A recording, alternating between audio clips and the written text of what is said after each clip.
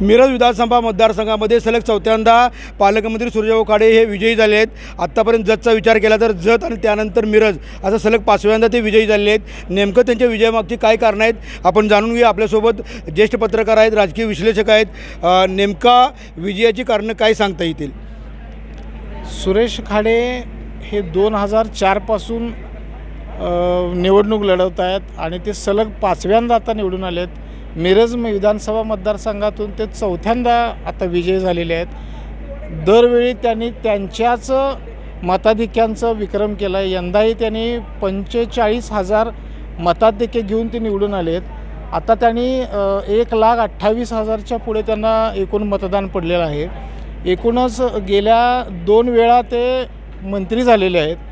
2019च्या निवडणुकीमध्ये ते मंत्री असताना त्यांनी काही प्रमाणात निधी आणला होता.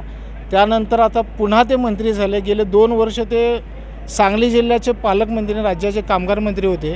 त्यामुळे त्यांना मोठ्या प्रमाणात या मिरज मतदारसंघामध्ये निधी आणून तो खर्च करता आला.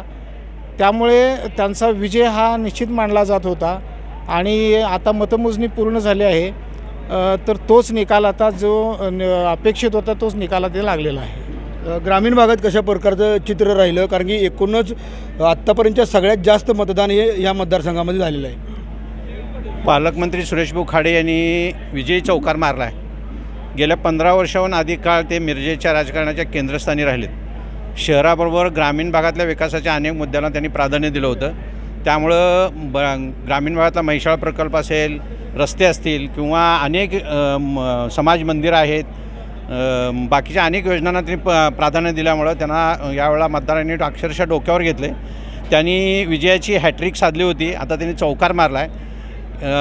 प्रत्येक वेळेला त्यांना अडथळे तयार होतील असं वाटत होतं, परंतु ग्रामीण भागानं अक्षरशः त्यांना डोक्यावर घेतले. अपवादात्मक काही ठिकाणी सोडला तर पूर्ण मतदारसंघात पुन्हा ते राजकारणाच्या केंद्रस्थानी राहिलेत. लाडकी बहीण योजनेचा किती प्रभाव राहिला? आणखीन जे मतदान जे झालेलं आहे, महिलांनीसुद्धा पुरुषांच्या बरोबरीचं मतदान हे झालेलं आहे. या निवडणुकीचा निकाल बघितला तर सुरेश खाडेंचाच करिश्मा असंच या निकालाला म्हणावं लागेल. कारण सुरेशभाऊ खाडेंनी मतदारसंघात काम करत असताना 15 वर्षात विकास कामांवरती जो भर दिला आणि सर्वसामान्य माणसाला उपयोगी असतील अशी विकास कामं त्यांनी केलेली आहेत. त्यामध्ये रस्ते असतील किंवा मिरज शासकीय रुग्णालयामध्ये MRI मशीन बसवणं असेल किंवा अन्य कामं जी असतील, या माध्यमातून सातत्यानं सुरेश खाडे हे मागील 5 वर्षामध्ये जनतेच्या संपर्कात राहिले. त्याच्यामुळंच सुरेश खाडेंना जनतेतनं हा भरभरून प्रतिसाद मिळाला आहे. कारण का निवडणुकीच्या काळात आणि निवडणुकीच्या पूर्वी सुरेश खाडेंना प्रतिस्पर्धी गटसुद्धा तेवढा स्ट्रॉंग होता. निवडणुकीतही तेच झालं. निवडणुकीच्या शेवटच्या टप्प्यामध्ये वातावरण बदललं होतं. बऱ्यापैकी प्रतिस्पर्धी गटाला मतं जातील असं समजलं होतं.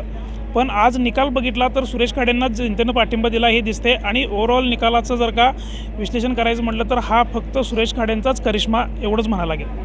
नक्कीच बघतोय की मिरज विधानसभा मतदारसंघामध्ये गेल्या जवळपास 1.5 वर्षापासून टीका टिप्पणी होत होती. एकीकडं पालकमंत्री सुरेशभाऊ खाडे हे विकासाच्या मुद्द्यावर प्रचार करत होते, मात्र त्यांच्यावर विरोधकांच्याकडून मात्र वैयक्तिक टीका टिप्पणी केली जात होती. मात्र या टीका टिप्पणीला कोणत्याही प्रकारचा प्रतिसाद न देता आपल्या विकासाचा अजेंडा घेऊन ते लोकांच्या समोर गेले आणि ज्येष्ठ समीक्षक आणि पत्रकारांच्या म्हणण्यानुसार हा विजय झालेला आहे. हा वैयक्तिक सुरेशभाऊ खाडे यांचा करिश्मा आहे आणि त्यामुळेच ते आता मिरज विधानसभा मतदारसंघामध्ये त्यांनी विजयाचा चौकार मारलेला आहे. रवींद्र कांबळे, बंधुता न्यूज, मिरज.